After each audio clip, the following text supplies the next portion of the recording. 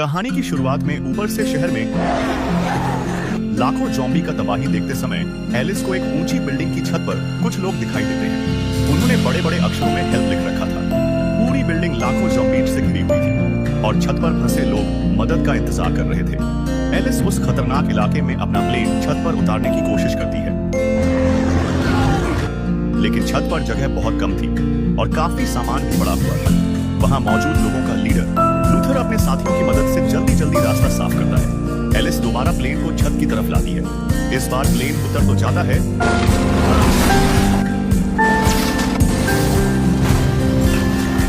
लेकिन उसे केबल से रोकने की कोशिश की जाती है। फिर भी प्लेन छत की दीवार तोड़कर आधा बाहर लटक जाता है। नीचे लाखों ज़ॉम्बीज खड़े थे। अगर प्लेन नीचे गिर जाता तो किसी का बचना नामुमकिन था।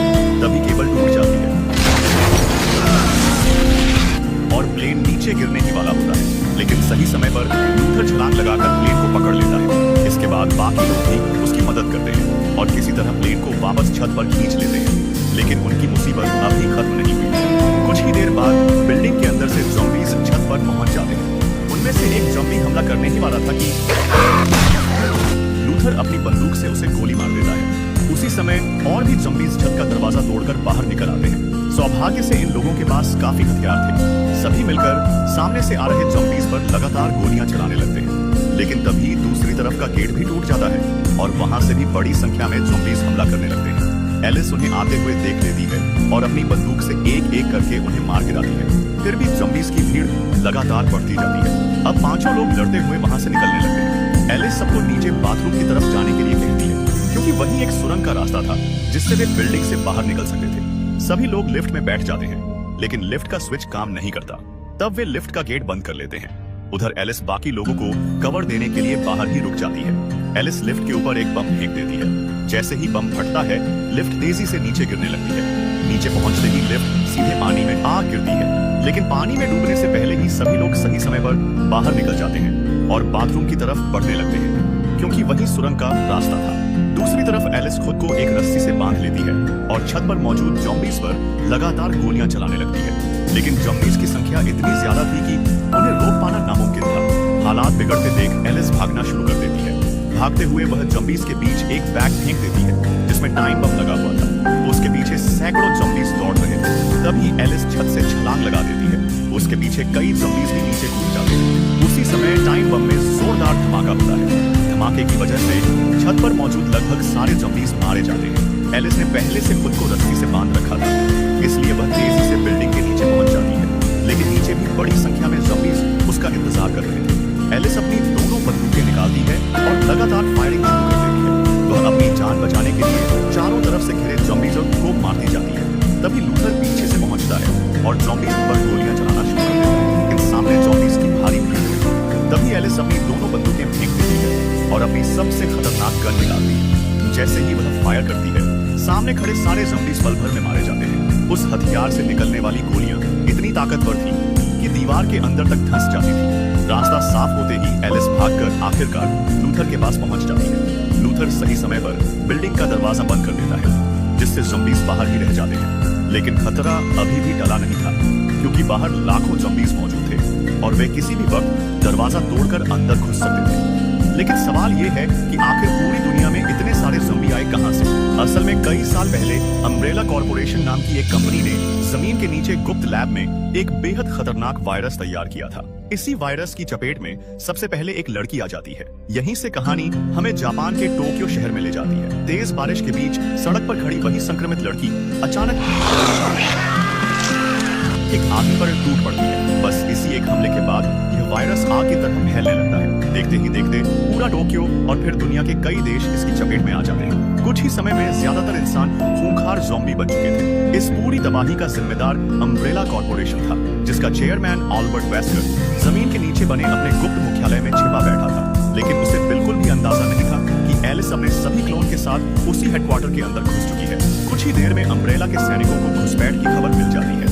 सभी हथियार लेकर लिफ्ट के सामने तैनात हो जाते हैं। जैसे ही लिफ्ट का दरवाजा खुलता है, अंदर कोई दिखाई नहीं देता। सभी की नजर सामने थी, लेकिन अगले ही पल एलिस पीछे से हमला कर देती है। वह निंजा स्टार और तलवार की मदद से पूरे दस्ते का सफाया कर देती है। इसके बाद वह हवा में घूमते हुए अपनी टूटी हुई तलवार फेंकती है।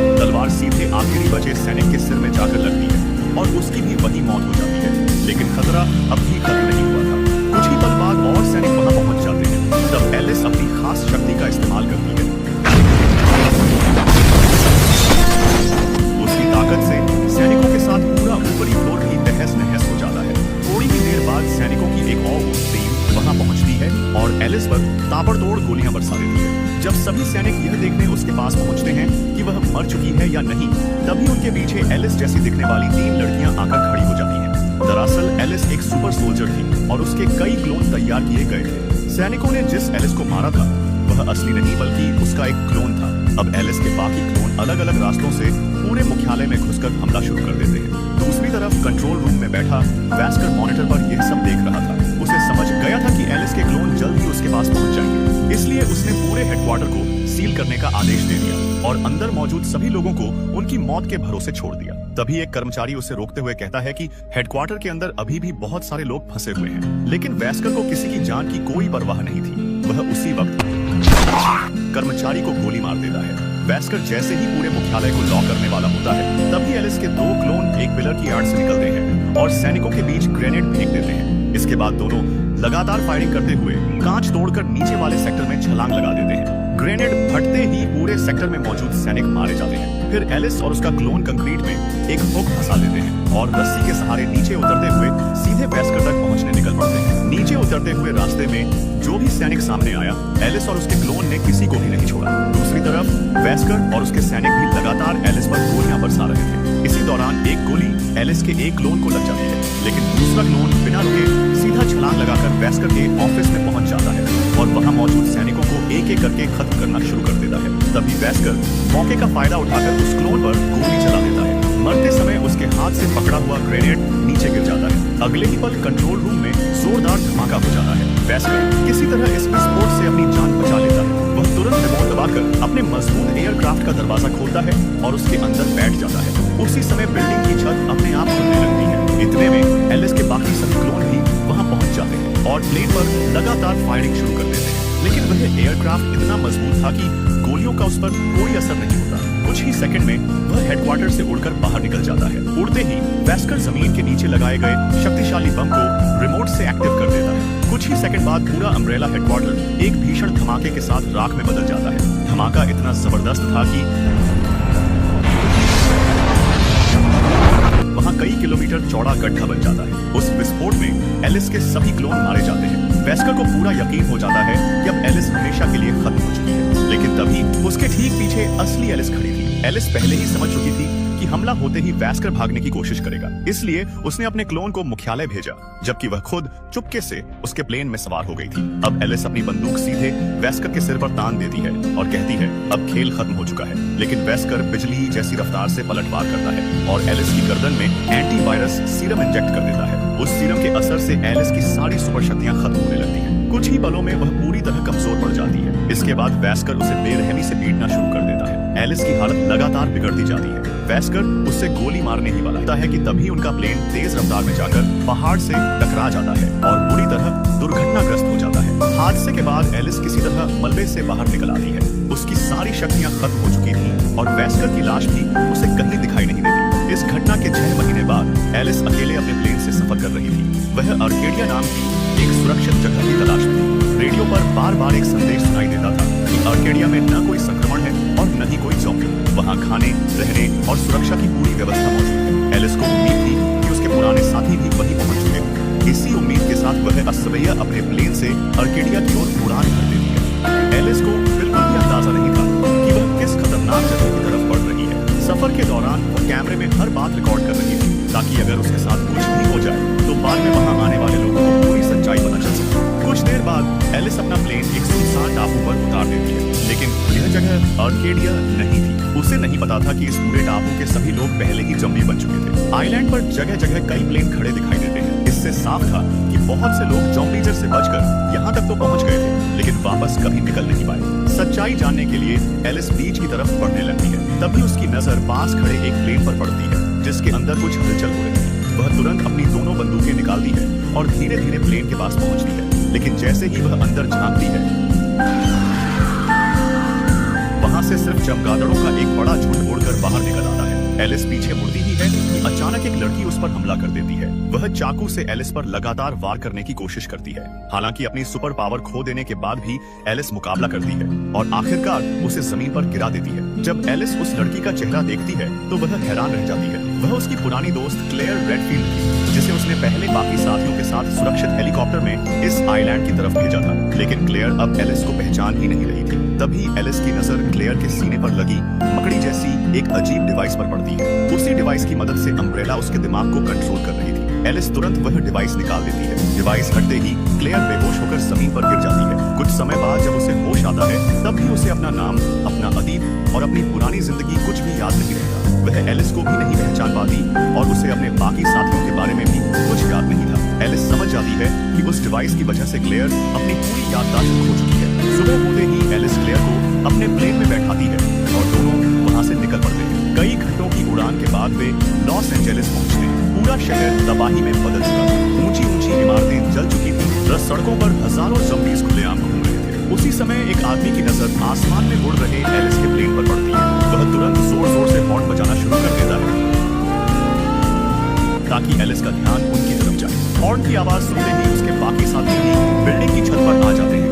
ये वही सीन है जो हम फिल्म की शुरुआत में देख चुके थे, जब एलिस किसी तरह अपना प्लेन ज़ॉम्बीज़ से घिरी बिल्डिंग की छत पर उतारने में कामयाब हो जाती है। प्लेन से बाहर निकलते ही लूथर एलिस के पास आता है और दोनों एक दूसरे से हाथ मिलाकर अपना परिचय देते हैं। इसके बाद लूथर क्लेयर से भी हाथ मिलाने के लिए आगे बढ़ता है, लेकिन क्लेयर बिना कोई जवाब दिए वहां से चली जाती है। छत पर मौजूद सभी लोग एलिस को देखकर राहत की सांस लेते हैं। उन्हें लगता है कि ज़ॉम्बी की नर्क से आर्केडिया वालों ने एलिस को उनकी मदद के लिए भेजा है, लेकिन एलिस साफ बता देती है कि उसे किसी ने नहीं भेजा। वह तो खुद बचे हुए लोगों की तलाश करते करते यहाँ पहुंची है। इसके बाद लूथर एलिस को एक दूरबीन देता है और समुद्र की तरफ देखने के लिए कहता है। दूरबीन से देखने पर एलिस को पता चलता है कि आर्केडिया कोई शहर नहीं बल्कि समुद्र में खड़ा एक विशाल जहाज है।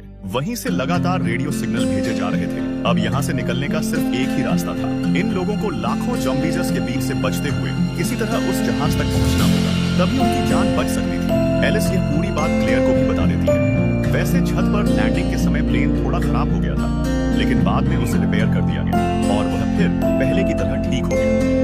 रात होते ही पता चलता है कि इन लोगों ने बिल्डिंग का मुख्य गेट पूरी तरह बंद कर रखा है ताकि ज़ॉम्बीज़ अंदर न घुस सके।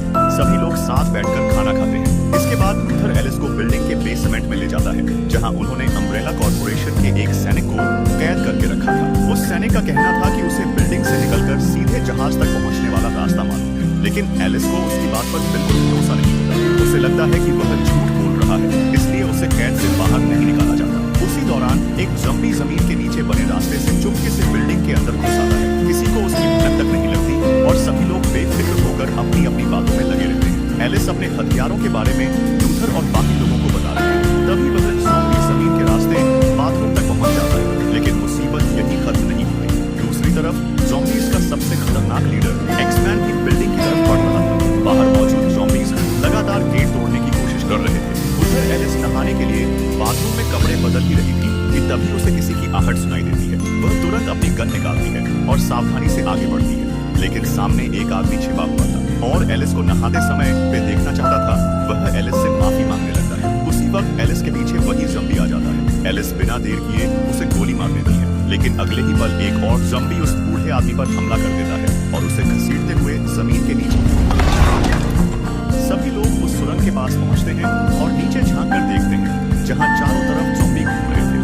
अब सबको समझ आ चुका था कि यह बिल्डिंग अब ज्यादा देर तक सुरक्षित नहीं रहने वाली। अगर जान बचानी है तो जल्द से जल्द यहाँ से निकलना होगा। एलिस बताती है कि उसके प्लेन में सिर्फ 2 लोग ही बैठ सकते हैं।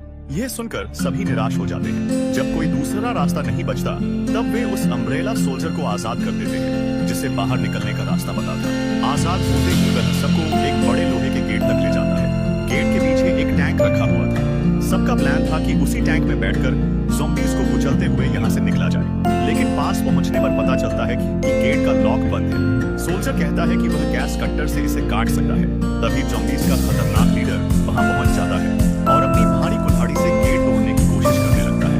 उसे देखकर क्लेयर घबरा जाती है। उधर एलिस और वही सोल्जर बेसमेंट में रखे हथियार लेने निकलते हैं, लेकिन वहां तक पहुंचते पहुंचते पूरा बेसमेंट पानी से भर चुका था। सोल्जर चेतावनी देता है कि इस पानी के अंदर भी ज़ॉम्बी घुस गए। तभी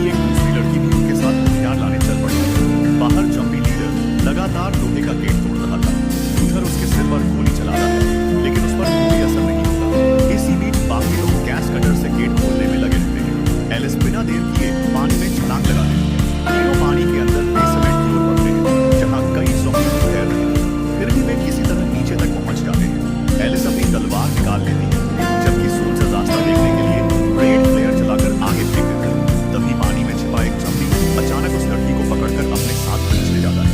उसी समय दूसरा ज़ॉम्बी एलिस पर झपटता है, लेकिन एलिस उसकी खोली हुई जबड़े में सीधे तलवार घुसा देती है। देखते ही देखते कई और ज़ॉम्बी पानी से निकलकर हमला कर देते हैं। तीनों भागते हुए बेसमेंट के कमरे में पहुंचते हैं और तुरंत दरवाजा बंद कर देते हैं। अंदर रेड फ्लेयर की रोशनी में उन्हें अम्ब्रेला के कई ताकतवर हथियार रखे हुए मिलते हैं। इधर बाहर गैस कटर से लोहे का गेट भी खुल चुका था, लेकिन जब लोगों ने टैंक को ध्यान से देखा तो पता चला कि उसका इंजन पहले से बाहर निकला हुआ है, यानी टैंक से भागने का पूरा प्लान बेकार हो गया। यह देखकर एक लालची आदमी अपना आपा खो बैठता है और गुस्से में सोल्जर को गोली मार देता है। उसका इरादा अपने साथी के साथ प्लेन लेकर अकेले भागने का था। उसी समय ज़ॉम्बी लीडर अपनी कुल्हाड़ी से भारी लोहे का गेट भी तोड़ देता है। दूसरी तरफ एलिस और बाकी लोग हथियार लेकर बेसमेंट से बाहर निकल आते हैं। लालची आदमी जल्दी से प्लेन स्टार्ट कर देता है। जब बाकी लोग उसे रोकने की कोशिश करते हैं तो वह उन पर गोलियां चलाने लगता है। प्लेन उड़ते हुए नीचे झुकता है और कई ज़ॉम्बी उससे टकराकर मारे जाते हैं। इसके बाद वह प्लेन लेकर वहां से भाग निकलता है। अब एलिस, लूथर और बाकी बचे लोग यही सोच रहे थे कि आखिर बिल्डिंग से निकलकर ज़ॉम्बीज के बीच से आर्केडिया जहाज तक कैसे पहुंचा जाए। तभी पीछे से एक ज़ॉम्बी हमला करने ही वाला था कि लूथर समय रहते उसे गोली मार देता है। अगले ही पल छत पर चारों तरफ से ज़ॉम्बी टूट पड़ते हैं। सभी मिलकर लगातार फायरिंग करते हुए किसी तरह उनका सामना करते हैं। इसके बाद सभी बाथरूम तक पहुंच जाते हैं। अब उनका इरादा उसी सुरंग के रास्ते समुद्र तक निकलने का था। सबसे पहले लूथर और सोल्जर सुरंग में उतरते हैं। ऊपर बिल्डिंग में अब सिर्फ एलिस, क्लेयर और एक छोटा लड़का रह जाते हैं। तभी ज़ॉम्बी लीडर वहां पहुंचकर अपनी कुल्हाड़ी से उस लड़के पर जानलेवा वार कर देता है। यह देखकर एलिस हवा में उछलती है और एक जोरदार लात सीधे उसके सिर पर मारती है। लेकिन ज़ॉम्बीज का लीडर बेहद ताकतवर था, उस पर कोई असर नहीं हो रहा था। तभी उसने अपनी भारी कुल्हाड़ी से एलिस पर हमला कर दिया। एलिस पहले वार से तो बच जाती है, लेकिन अगले ही वार में कुल्हाड़ी लगते ही बेहोश होकर गिर जाती है। ज़ॉम्बी लीडर अब उसे मारने ही वाला था कि तभी क्लेयर पीछे से गोली चला देती है, लेकिन उस पर इसका भी कोई असर नहीं पड़ता। इसके बाद वह क्लेयर पर हमला कर देता है। क्लेयर किसी तरह उसके वारों से बचती रहती है। अब ज़ॉम्बी लीडर पूरी तरह गुस्से में था। वह क्लेयर के पीछे दौड़ता है, लेकिन क्लेयर उसे बार बार चकमा दे देती है। आखिरकार वह मुकाबला करने के लिए तैयार हो जाती है। जैसे ही ज़ॉम्बी लीडर उसकी ओर बढ़ता है, क्लेयर की नजर जमीन पर पड़ी एलिस की बड़ी शॉटगन पर जाती है। दोनों एक दूसरे की तरफ दौड़ते हैं। तभी क्लेयर सही समय पर फिसलकर शॉटगन उठा लेती है और सीधे उस पर फायर कर देती है। शॉटगन की गोली लगते ही ज़ॉम्बी लीडर घुटनों के बल गिर जाता है। क्लेयर को लगता है कि वह मर चुका है, लेकिन अगले ही पल वह उठकर अपनी विशाल कुल्हाड़ी क्लेयर की तरफ फेंक देता है।